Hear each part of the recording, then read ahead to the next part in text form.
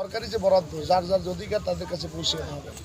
জালেমের জুলুম থেকে পটুয়াখালীর মানুষকে হেফাজত করা হবে। বিশেষ করে যারা মিথ্যা মামলা মোকদ্দমায় 5 তারিখের পরে এমনও মামলা আছে, এক মামলা 1100-1200 আসামি, এগুলো সংস্কার করে যারা দোষী নেই তাদেরকে আমরা মুক্তি দেবো। প্রত্যেকটা মানুষই শান্ত নিরাপদে তাদের জীবনযাপন করবে, এটা আমাদের কথা। আচ্ছা, আমি আরেকটা প্রশ্ন করব আপনাকে। আপনি এই 13দশ জাতীয় সংসদ নির্বাচনে নিষিদ্ধ ঘোষিত আওয়ামী লীগ এবছর নির্বাচনে অংশগ্রহণ করছে না বা অংশগ্রহণ করতে পারছে না।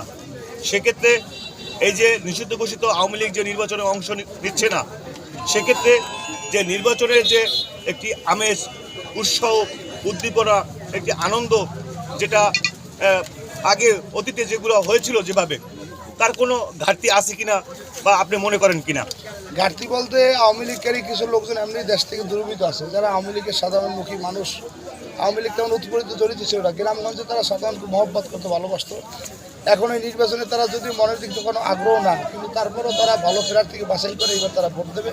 উত্তোলনের সাথে তারা ভোট আদায় করবে। যখন ভালো কোনো প্রার্থীকে ভোট দেওয়ার পরে তারা ইসলামের বা ভালো কোনো প্রার্থী বিজয় থাকবে, তখন আবার তারা মাঠে সাধ্য পরিবেশে থাকবে।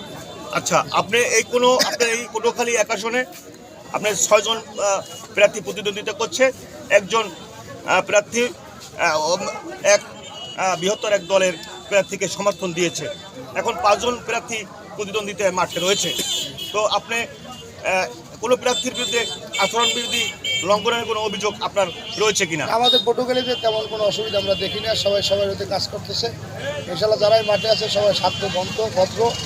কর্মীদের মধ্যে কিছু অসুবিধা দেখা গেল, প্রার্থীরা সবাই বলভদ্র, তাদের সাথে আমাদের যোগাযোগ আছে।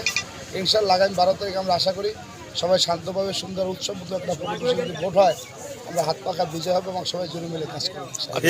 আপনাকে ধন্যবাদ। ধন্যবাদ।